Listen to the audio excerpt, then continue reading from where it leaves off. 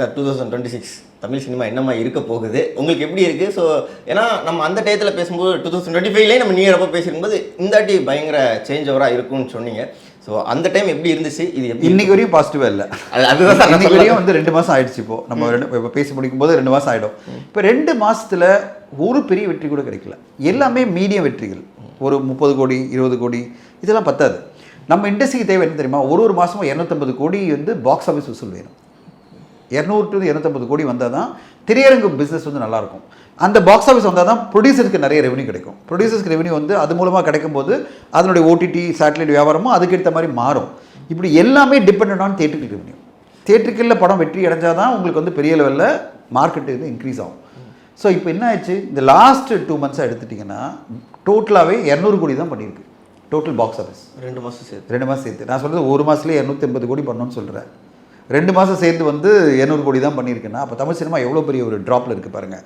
March இன்னும் ஒஸ்ட்டாக இருக்க போகுது. ஆனால் மற்ற இண்டஸ்ட்ரியில் நல்லா இருக்குது சார். இல்லை அப்படி இல்லை, தெலுங்கு தான் நல்லா இருக்குது. தெலுங்கில் வந்த சங்கராந்திக்கு வந்த படம் பார்த்திங்கன்னா மனசங்கர வரப்பிரசாத் அது படம் பயங்கர ஹிட்டு.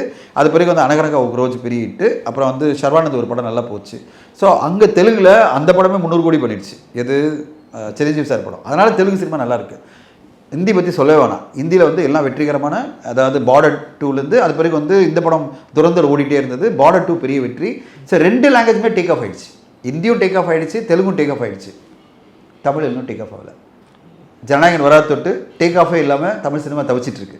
இப்போ அந்த தவிப்பு பார்த்திங்கன்னா எலெக்ஷன் ஆகுதுன்னு சொல்கிறதுக்கு இன்னும் அதிகமாகும். ஏன்னா திரையரங்கு வர கூட்டம் வந்து ரொம்ப கம்மியாகும்.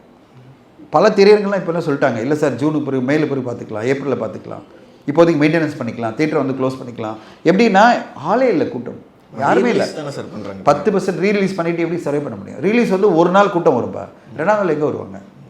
மேக்ஸிமம்னா வீக்கெண்டு, அந்த சண்டேயோட முடிஞ்சிடும். மண்டே மார்னிங்லாம் யாரும் வீக்கெண்டு ரீலீஸ்க்கெலாம் வரமாட்டாங்க. அந்த வீக்கெண்டில் ஒரு ஃபண்ணுக்காக வருவாங்க எல்லோரும். அப்படி இருக்கும்போது எப்படி சர்வே பண்ண முடியும் திரையரங்கெல்லாம்? ஸோ திருப்பி சொல்லு சார், பல இன்டர்வியூவில் சொல்கிறார் 10% ஆகிடுச்சு என்னுடைய ஆக்குபன்சி, எப்படி நாங்கள் சர்வே பண்ணுறது, திரையரங்க மூடி வச்சுருக்கோன்றார். அதுதான் யதார்த்தம். அதுதான் இந்த 2 மாதத்தில் தமிழ் சினிமா போயிட்டுருக்கிற ஒரு போக்கு. இது மாறணும் அப்படின்னா பெரிய படங்கள் வரணும். பெரிய படங்கள் வந்தால் தான் தமிழ் சினிமாவுடைய பாக்ஸ் ஆஃபீஸ் வசூல் மாறும். எல்லோருமே எதிர்பார்ப்பு என்னென்னா ரிசல்ட்டு பிறகு உடனே பெரிய படங்கள்லாம் வர ஆரம்பிச்சிடும். சாரி, ரிசல்ட்டுன்றத விட எலெக்ஷன் பிறகு. எலெக்ஷன் வந்து அநேகமாக ஏப்ரல் 2nd வீக் இருக்கலாம். 2nd வீக் பிறகு படங்கள் பெரிய படங்கள்லாம் வர ஆரம்பிக்கும். கருப்பு வரும், கரை வரும், அது பிறகு வந்து வரிசையாக எல்லைக்கு இது மாதிரி படங்கள்லாம் வரும். வந்ததுன்னா மக்கள் திருப்பி கூட்டம் வர ஆரம்பிப்பாங்க. அது பிறகு ஜனநாயகனும் வந்துடும் ரிசல்ட்டுக்கு பிறகு.